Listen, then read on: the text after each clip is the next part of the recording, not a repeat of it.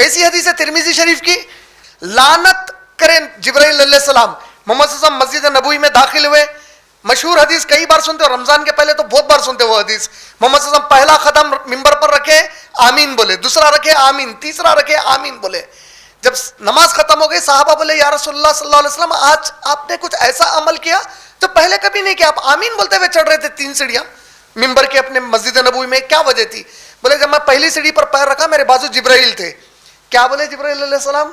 जिसको रमजान का महीना नसीब हुआ और उसने वो महीना पाया लेकिन अल्लाह से अपनी माफी नहीं करा ली, गुनाहे माफ नहीं करा लिया, अल्लाह ताला से मगफिरत नहीं कराई, तो ऐसे आपके उम्मती पर अल्लाह की लानत है।